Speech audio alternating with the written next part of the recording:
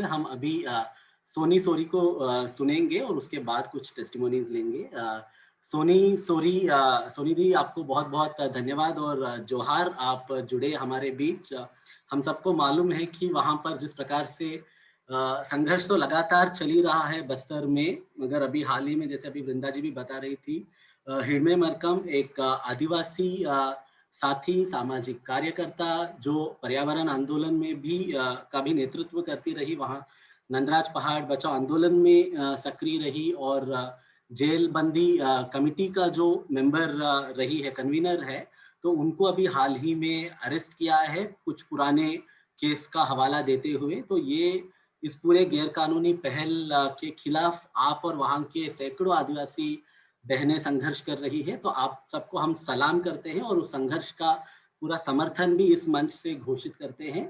और साथ-साथ सोनी दी का परिचय तो ज़रूरी नहीं, आप सभी जानते हैं कि उनका जीवन ही एक संघर्ष का प्रतीक है। तो हर दिन बस्तर का जो हालात है उसके बीच से वो गुजरते हुए एक मजबूत राजनीतिक कार्यकर्ता के रूप में वहाँ के आदिवासी बहनों के साथ और आदिवासियों के साथ वो सीआरपीएफ का एक्सएसएस हो, पैरामिलिट्री के खिलाफ, कैंप्स के खिलाफ लड़ाई हो, मतलब स्कूल और दवाखाना चाहिए, न कि पैरामिलिट्री कैंप। ये वाली लड़ाई हो या फिर जल जंगल जमीन की लड़ाई हो, बड़े कॉरपोरेट घरानों के खिलाफ, या अभी जो बोधघाट जैसे बड़े बांध बन रहे हैं उसके कारण क्या तबाही होगी, उसके बारे में जो लड़ाई है। तो ये हर आंदोलन में शरीक होने वाली और महिला आंदोलन की हमारी प्रेरणा सोनी दी को जिंदाबाद और जोहार करते हुए अभी हम उनसे सुनना चाहेंगे वहाँ की स्थिति, और आप और नारीवादी आंदोलन से भी आपकी क्या अपेक्षा है, आप जरूर बता सकते सभी सभी साथियों को जोहार। और बंद हो गया क्या? तो बात है कुछ। सभी साथियों को जोहार। और मतलब भाजपा सरकार हो या कांग्रेस सरकार, फर्क कुछ नहीं है। भाजपा सरकार में भी वही होता रहा, कांग्रेस सरकार में भी वही होता रहा, दोनों में कोई ऐसा बदलाव नहीं हुआ। जो उम्मीद रखते हैं थोड़ा बहुत कि शायद ये सरकार आने से कुछ अच्छा होगा, ऐसा ऐसा कुछ भी नहीं है। लेकिन अभी इतने लड़ाई के बावजूद भी अभी आजकल मैं बहुत ज्यादा गंभीर और खुद को बहुत ज्यादा तकलीफ महसूस इसलिए कर रही हूँ क्योंकि जो चीजें मुझे छत्तीसगढ़ सरकार के समय जो मैंने झेला है वो चीज फिर उभर के सामने आया। जो सबसे पहले मैं बताना चाहूंगी कि जो एक पांडे बहन है, पांडे कवासी करके, वो पांडे कवासी कटिकलन ब्लॉक की थी, दंतेवाड़ा जिला की है। और कुछ डीआरजी लड़के और पुलिस फोर्स घर घर जाते हैं जोगी के पास, जोगी को पकड़ने के लिए। जोगी भी एक किसान की लड़की है और अपनी माँ को पालने वाले, उसके पिता नहीं है, और वो गांव में रहती है, किसानी काम करती है, उस घर में, मतलब घर में रहती है। उस जोगी को पकड़ने के लिए डीआरजी लड़के जाते हैं और कहते हैं कि नहीं, ये तो नक्सलवाद है, इसको हमको पकड़ने आए हैं। तो उसको पकड़ के उसको घर से उठा के लाते हुए पांडे जो है, जोगी की कास एक मतलब दीदी करके या कुछ रिश्तेदार है उनकी, तो वो रहती है पांडे। तो पांडे बोलती है क्यों लेके जा रहे हो जोगी को, काहे के ले हो, क्या की, ऐसा कुछ नहीं की। उसको खींचती है, खींचते खींचते फिर पांडे को भी उसके साथ उठा के लेके आते हैं। लाने के बाद कुछ दूरी तक लाते हैं, फिर गाड़ी में बैठाते हैं, उनके धक्का धक्की मार के उसके बाद फिर आगे लाते हैं, उसके गाड़ी रोकते हैं और एक पहाड़ में ले जाते हैं। ये स्पष्ट हमारे पास पूरा मतलब वीडियो में उसने कहा है, ये हमारे पास प्रूफ है, सब कुछ सबूत है। तो वो जोगी को उठा के ले जाते हैं एक पहाड़ में ले जाके उसके जो गमछे रहते उस गमछे से पीछे बांध दिया जाता है जोगी को। और उसमें पेड़ पे बांध के पूरी डीआरजी लड़के और पूरे लोग मिल के उससे बोलते हैं कि देखो अब तुम्हारे साथ हम क्या करने वाले हैं, अब ये बताओ तुम नक्सलवाद हो या नहीं। तो बोलती मैं नक्सलवाद नहीं हूँ, मैं गांव की लड़की हूँ, मैं किसानी काम करती हूँ, मेरा ऐसे कोई लेना देना। हाँ, नक्सलवाद आते हैं हर जगह पे, सभी लोग जानते हैं, पर मैं नक्सल से कोई लेना देना। उसके बावजूद भी पुलिस, ये डीआरजी लड़के जो है वो नहीं मानते हैं। बता अच्छा ऐसा नहीं मानेगी ना, अब चलो इसके कपड़े उतार हो जाए। तो वो बोलती है जोगी कि मेरे साथ क्या करोगे, तुम्हारे साथ रेप करेंगे या गोली चला देंगे। तो जोगी सोचती है कि नहीं, या इस तरह से मेरे करेंगे तो मर जाऊंगी, नहीं नहीं मेरे को मत मारो, मुझे जिंदा जीना है, मेरी जिंदगी को मतलब मैं जीवन दे दो, लेकिन मत मारो। जोगी बहुत तरसती है, उनकी गिड़गिड़ाती है। उस समय वो लड़के कहते हैं ठीक है तेरे साथ बलात्कार भी नहीं करेंगे, हम नहीं मारेंगे, लेकिन एक शर्त है, तू सरेंडर करेगी क्या। तो जोगी बोलती है हाँ मैं सरेंडर करूंगी। तो उसको उठा के यहाँ पुलिस लाइन में ला जाते हैं कि दंतेवाड़ा मुख्यालय में लाया जाता है। उसके साथ साथ पांडे को भी लाते हैं। लाने के बाद 18 तारीख उठाते हैं, 18 फरवरी को, और 19 फरवरी को उसको मतलब लोन वराटू, एक आजकल नियम निकाल दे, लोन का मतलब है घर, वराटू मतलब है आओ, ये हमारे गोंडी शब्द है। तो लोन वराटू के तहत उसको 19 तारीख को सरेंडर दिखाया जाता है, पांडे को भी जोगी को भी। तो 20 तारीख को पांडे के माता पिता आते हैं, जोगी के भी परिवार आते हैं, और ये कहते हैं कि नहीं, जोगी और पांडे से हमको मिलना है, हमको मिलने दिया जाए। बड़े मुश्किल से कुछ नेताओं के पास गिड़गिड़ाते हैं, तो नेता फोन कर देते हैं यहाँ के एसपी को कि उनको मिलने दिया जाए, तो मिलने देते हैं। जब मिलते हैं उनके माता पिता और पांडे के भी, तो उस समय ना ये कहती है पांडे, देखो माँ मुझे कैसे मारे हैं, ये देखो मेरे शरीर को, देखो मेरे गालों को, देखो मुझे ऐसे नोच के मारते हैं, रोज मेरे बालों को पकड़ के घसड़ घसड़ के मार रहे हैं, माँ मुझे ले चल, मेरे को यहाँ मत रख, मेरे को यहाँ नहीं रहना, जबरदस्ती मुझे यहाँ रखा जा रहा है, माँ मुझे ले चल। वो उसकी बूढ़ी माँ, बूढ़े पिता उनसे कहते हैं, बेटा हम जरूर तुमको लेने आए, हम जरूर लेके जाएंगे, इसलिए तो आए हैं, मत रो बेटी मत रो। उसके बाद फिर एसपी को बोलते हैं कि नहीं, हमारी बच्ची हमारे साथ चलना चाहती है, उनको इजाजत दो, हम लेके जाएंगे। तब वो बोलता है एसपी, नहीं नहीं अभी पूछताछ खत्म नहीं हुआ है, 1 हफ्ते तक अभी पूछताछ चलेगा, उसके बाद तुम अपनी बेटी को लेके जाओ। फिर ये उसके माता पिता फिर से 23 तारीख को आते हैं। 23 तारीख को आने के बाद 11 या 12 बजे यहाँ पर मुख्यालय में पहुंचते हैं। पहुंचने के बाद फोन करते हैं, कुछ सरपंच लोग भी, सरपंच रहती है, लेडीज रहती है, अच्छी है वो लड़कियां, तो वो फोन करके बोलती है डीआरजी का जो कमांडेंट, जो बड़े अधिकारी है, सर हम लोग पांडे को और जोगी से मिलने आए हैं, आप हमको मिलवाइए। आप लोग तो बोले थे कि कुछ दिन के बाद आओ, पूछताछ खत्म होने से लेके चले जाओगे, इसलिए हम लोग आए। तो उनसे कहा जाता है नहीं, पूछताछ खत्म नहीं हुआ है, अभी भी पूछताछ चल रहा है। तो वो पूछते हैं लड़कियां, कितने देर तक पूछताछ होगी? तो बोलते हैं आज तो शायद मुश्किल है, 5 बजे तक पूछताछ होगी, आप लोग चले जाओ। तो ये लड़कियां बोलती है, उनका परिवार कहता है नहीं नहीं हम चले नहीं जाएंगे, हम रात को भी रुकेंगे, लेकिन आप लोग अपना जो भी पूछताछ कर लीजिए, लेकिन हम मिले बिना जाएंगे ही नहीं, हम हमारे पांडे और जोगी से मिलेंगे। ये कह के वो बेचारी बस स्टैंडों में या वहाँ बैठते अपना समय को बिताती है। तो 4:30 बजे के आसपास एक फोन आता है। उस फोन पे ये कहा जाता है कि वो कटिकलन का टीआई या कोई उसके फोन करते हैं सरपंच को, ये बताओ पांडे के माता पिता कहाँ है? तो बोलती है पांडे के माता पिता मेरे साथ है। अच्छा आप लोग के साथ, आप लोग एक काम कीजिए, पुलिस लाइन में लेके जाइए। तो पुलिस लाइन में वो बेचारी जनप्रतिनिधि लेके चले जाती हैं। जाने के बाद वहाँ एंट्री करने से पहले उनका आधार कार्ड लिया जाता है। आधार कार्ड लेने के बाद उसको अंदर प्रवेश किया जाता है। तो उधर से एक लड़का आता है, तो बोलता है आप लोग किससे मिलो? डीआरजी लड़का बीच में मिलता है, तो किससे मिलने आ रहे हो? तो ये बहना लोग बोलते हैं, और उनके पांडे की पीढ़ी, पांडे के जो परिवार और जोगी के परिवार बोलते हैं नहीं, हम तो जोगी और पांडे से मिलने आ रहे हैं, वो उस दिन जिसको पकड़ के लाए थे वो पांडे तो नहीं, मर गई। तो इनको लगता है अरे ऐसे कैसे मर गई, कैसे मर सकती है?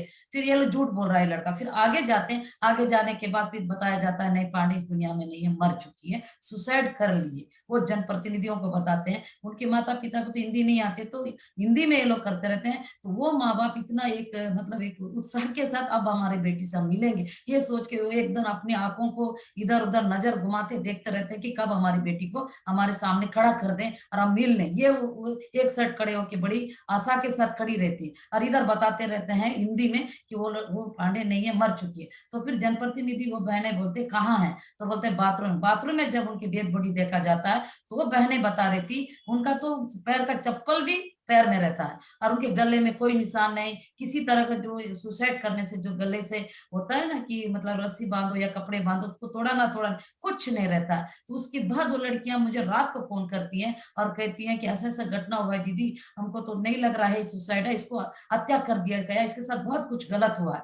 तो मैं घर में रहती हूँ, तो मैं बोली इस वक्त रात को मैं क्या कर सकते हैं, देखते हैं रात भर हम क्या कर ले। फिर मैं सुबह सुबह फिर बहन लोग मुझे फोन करते हैं, दीदी जल्दी आओ, एम्बुलेंस लगा दिए हैं, 7:30 और 8 बजे के बीच में एम्बुलेंस लग जाती है क्या अस्पताल में। उसके बाद अस्पताल में लगा के रखते हैं, और ये लड़कियां मुझे फोन करती दीदी जल्दी आओ। मैं अस्पताल पहुंचती हूँ। अस्पताल पहुंचने के बाद उसके बाद क्या होता है, पुलिस वाले पूरे चारों तरफ घेरे रहते, इतनी तादाद मतलब 100-200 पुलिस पूरा घेर चुकी है अस्पताल को, और बोलती है मैडम अच्छा आप आ गए, देखो ये पांडे तो सुसाइड कर ली है, और बेचारी का ऐसा कैसे क्यों खत्म हो गया, इसको तो नहीं मरना था, लेकिन मैडम इसको सम्मान के साथ इसका अंतिम संस्कार करना है, इसलिए जल्दी इसकी बॉडी ले जाना। तो मैं उस समय बोली जब जिंदा थी तो कुचल डाले, नोच डाले, सब बर्बरता के साथ उसके साथ इतना इतना गिरोना हरकत किए हो, मेरे से ज्यादा कौन जानते कि आप लोग क्या कर सकते हैं अपनी कस्टडी में। और मुझे बताओगे कि पांडे को एक सम्मान देने की बात, अब क्या सम्मान दोगे? जरूरत नहीं है। हाथरस जैसा कांड अब होने नहीं देंगे, चाहे कुछ भी हो, ये डेड बॉडी नहीं जाएगी। ये ऐलान कर देते हैं और हम लोग बोलते हैं अगर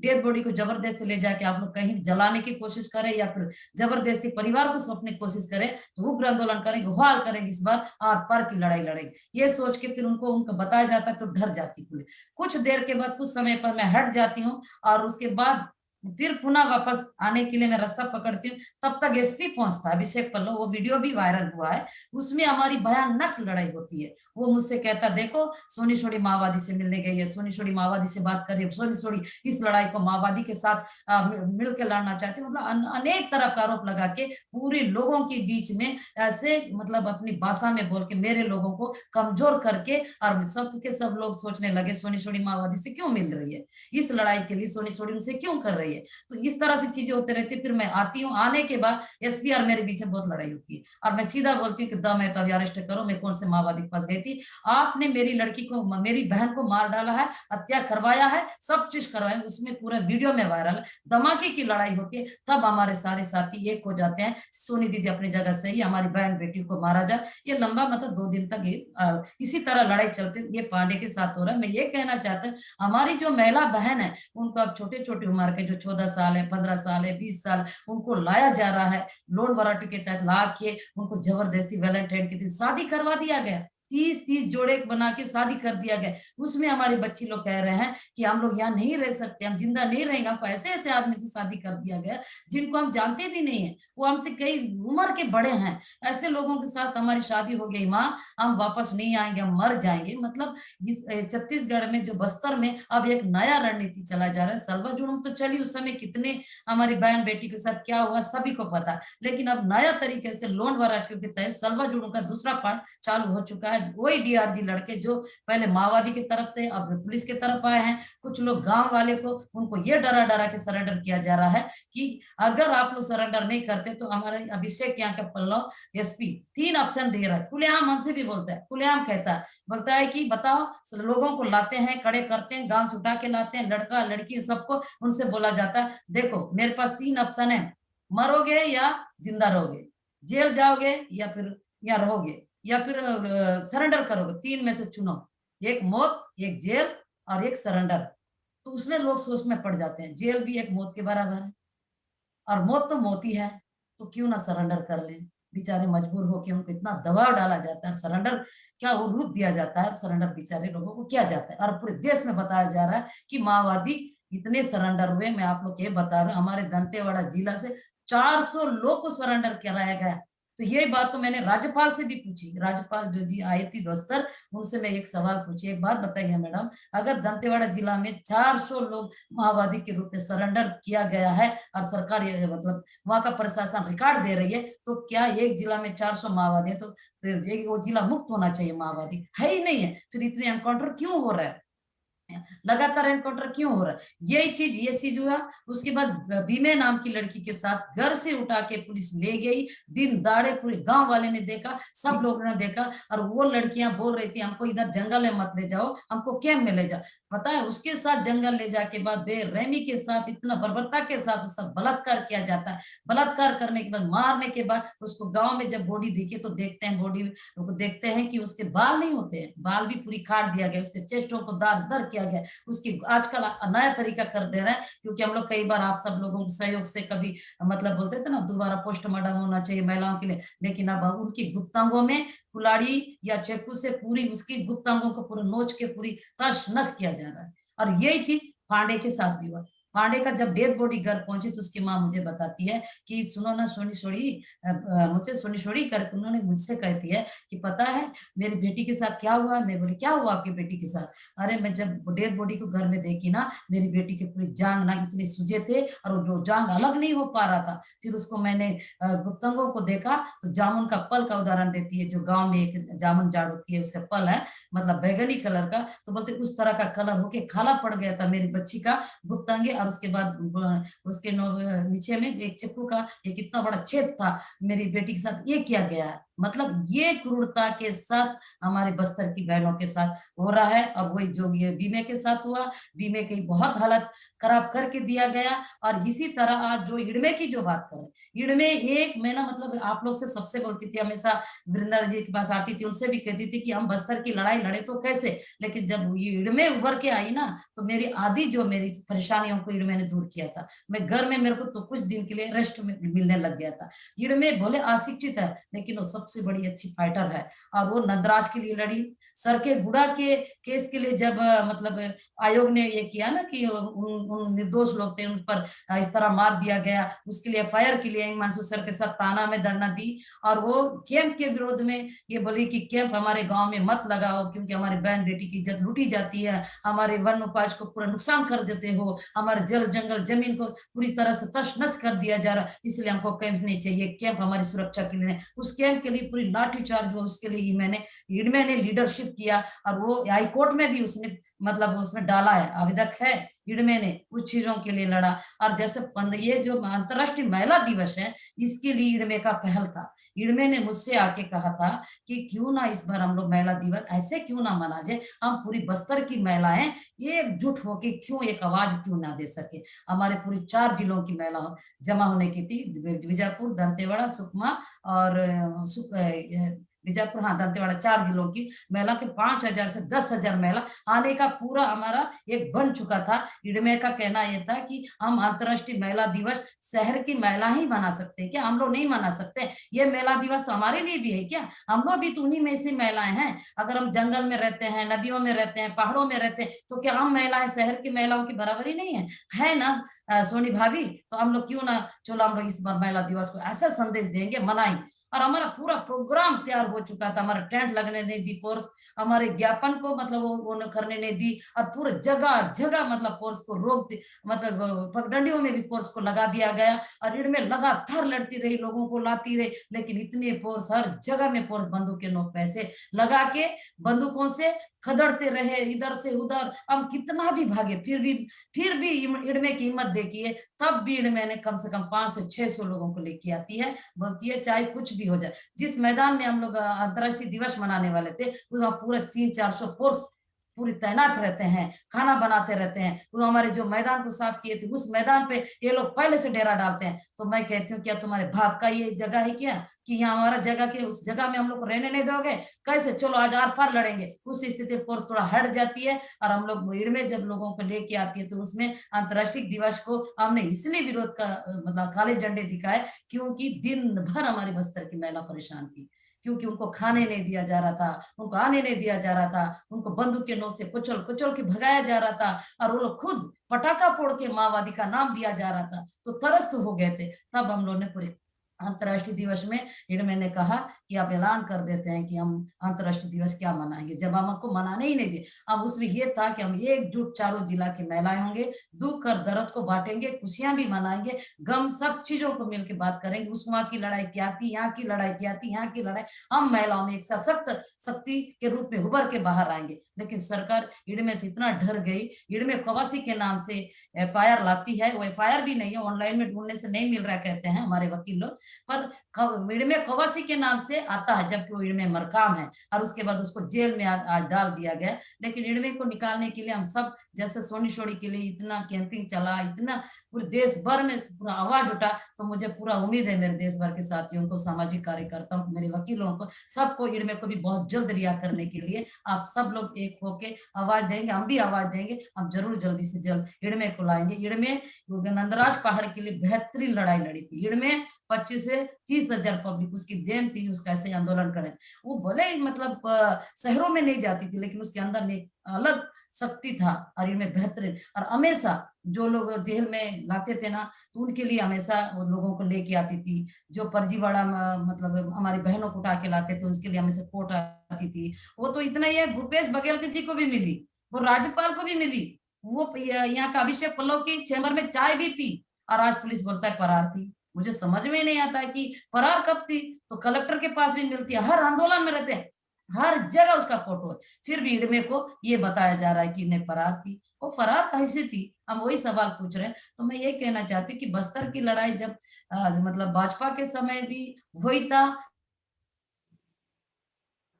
और आज तो उससे ज्यादा खतरनाक हुआ। आज इस बात की मुझे बहुत तकलीफ है और बहुत डर है कि हमारे जो युवा पीढ़ी है, युवा लड़का लड़कियां की जिंदगी पूरी तबाह हो रही है। और सलवा जुर्म के साथ तो चलो कोई उम्र नहीं होता था, लेकिन इसमें पूरे हमारे युवा पीढ़ियों को किया जा रहा है। लेकिन हम ऐसा लगता है हम आदिवासी जो बस्तर के लोग हैं वो लड़े तो कैसे लड़े। आज तो बड़े बड़े कंपनियों के लिए मतलब पूरा जैसा जिंदल है, अडानी है, मित्तल है, एसआर है, एनएमडीसी है, पूरा ये खनिज संपदा को करने के लिए ये लोग अलग डटे हैं कि हम पुतनी लग रही है। इधर हमारे जो हिंदुत्ववाद है, चाहे वो लोग बोले कि नहीं आपको राम को मानना है, तो सीता को मानना है, तो दुर्गा को इनकी लड़ाई अलग है। लेकिन इस लड़ाई में सबसे ज्यादा कुचला कौन जा रहा है? आदिवासी को मार दिया जाए। तो मुझे लगता है कि हम आदिवासी को चारों तरफ बस्तर में घेर के पूरी खत्म करने का साजिश हो चुका है। और आदिवासी को यहाँ जब तक खत्म नहीं करेंगे, जब तक नहीं भगाएंगे, ना तो यहाँ की सीआरपी हटेगी, यहाँ की फोर्स हटा सकते हैं, ना ही यहाँ की जो एक हिंदुत्ववाद का जो वो भी सिलसिला चालू है कि कभी कोई किसी को हिंदुत्ववाद का नाम देके यहाँ दंगा करवाने की कोशिश कर रहा है, कुछ एक कर रहा है। तो मेरा आप सबसे एक चीज बताना चाहती हूँ, इतनी लड़ाई में हम ही आदिवासी के साथ जेल भी जाना पड़ रहा है, एनकाउंटर भी हो रहा है, लेकिन यहाँ पर गैर आदिवासी भी तो रहते हैं, उनका तो कभी ये नहीं होता। मैं ये नहीं कह रही गैर आदिवासी के साथ गलत होना चाहिए, मेरा वो सवाल नहीं। मेरा सवाल यह है कि आखिर आदिवासी को ही क्यों मारा जा रहा है, आदिवासी को ही एनकाउंटर क्यों किया जा रहा है, आदिवासी महिलाओं के साथ बलात्कार क्यों किया जा रहा है, आदिवासियों के साथ ही खून खराबी क्यों। तो यहाँ पर बस्तर में गैर आदिवासी भी कई अनगिनत संख्या में रहता है, पर उनके साथ कुछ नहीं। वो तो बढ़िया धंधा कर रहे हैं, बढ़िया व्यापार कर रहे हैं, बढ़िया मार्केटों में जा रहे हैं, बड़े खुले आजादी के साथ घूम रहे हैं, उनका कोई डर नहीं, कोई भय नहीं। लेकिन हमारा बस्तर हमारा है, लेकिन हम ही को डर रहे हैं, हम ही चुपते फिर रहे हैं, हमको चैन नहीं, हमको कहीं की आजादी नहीं है। तो कुल मिला के बात इस तरह है कि जितने भी यहाँ पर माइनिंग के नाम पे जो हो रहा है वो आदिवासी को खात्मा करने का एक पूरी तरह रणनीति बन चुकी है। अब ये लड़ाई बहुत ही लंबी मतलब उस तरह से लड़ी जाएगी, हम तो लड़ेंगे, पर इन लोग ने भी बहुत अच्छे ऐसा रणनीति बना चुके हैं। फिर हमारे आदिवासी के लिए बहुत खतरा है। अब सबसे बड़ा खतरा है कि मैं हमारी महिला बहनें और मेरे भाइयों को कुचल दिया जा रहा है। ये अगर आने वाले वंशज को बढ़ाने वाले को कर रहे हैं तो आदिवासी कहाँ, वो वंशज बढ़ाने वाले को भी इस तरह कुचल रहे हैं जो उस उम्र के लोगों को मार रहे हैं। लेकिन यही है, गैर आदिवासी से लड़े। सबसे ज्यादा बेहतर तो बेकार तो हमारे नेता है, हमारे नेता भी सत्य की भुखमरी हो गए। पूरे आदिवासी नेता है बस्तर में, पूरा आदिवासी नेता, उनको शर्म भी नहीं लगता उनकी बहन बेटी के साथ यहाँ पर मतलब पूरी रेप हो रहा है, कुचला जा रहा है, फिर भी अपने आप को कहते हैं हम नेता हैं। बस ये सभा में आते हैं, इनको शर्म से वो होना चाहिए। मैं तो हमारे आदिवासी नेताओं को सीधे खुलेआम अब बोलने लगी हूँ, अरे आप नेता के लायक नहीं हो, क्यों नेता बन के बात। आदिवासी हो ही नहीं सकते, क्योंकि आदिवासी होते तो आपके दिल में थोड़ा दर्द होता कि इस तरह से जो कुचला जा रहा है, जो हो रहा है, ये हो रहा है बस्तर में। और मैं सब है हिडमे को रिहाई करने के लिए सोनी सोनी की तरह सबको मतलब इसे आवाज उठानी चाहिए। और सोनी सोनी की सबसे बड़ी ताकत हिडमे है। जिंदाबाद सोनी दी, जोहार। बहुत ताकत के साथ आपने बात रखा। बाकी साथियों से माफी, आयोजकों से भी थोड़ा सा समय ज्यादा हुआ, मगर सोनी जब बस्तर की पूरी हकीकत बयां कर रही थी, वहां की महिलाओं के संघर्ष का, तो मतलब रोंगटे खड़े हो जाते हो, तो रोकने की हिम्मत नहीं होती है। एक छोटा सा बस रिक्वेस्ट है कि यहाँ चैट बॉक्स में पिटिशन है हिडमे मरकम को की रिहाई के लिए, और साथ में जिन साथियों की बात कर रही थी सोनी, नंदे और पंदे के, उनका जो एक अननेचुरल डेथ हुआ उसकी भी पूरी एक सही जांच होनी चाहिए। डीआरजीएफ जो एक गैर संवैधानिक ढांचा है उसको, और लोन वराटू स्कीम को वापस लेने चाहिए। ये सब मांगों के संदर्भ में एक पिटिशन चैट बॉक्स में है, तो आप प्लीज जरूर साइन कीजिए। और हम सबकी तरफ से सोनी दी को और बस्तर की जो बहनें हैं उन सबको हम कहना चाहेंगे कि आप इस लड़ाई में बिल्कुल अकेले नहीं है। हम सभी महिला आंदोलन और देश के नागरिक आंदोलन भी आपके संघर्ष में साथ में है। जोहार और जिंदाबाद। अभी हम हमारे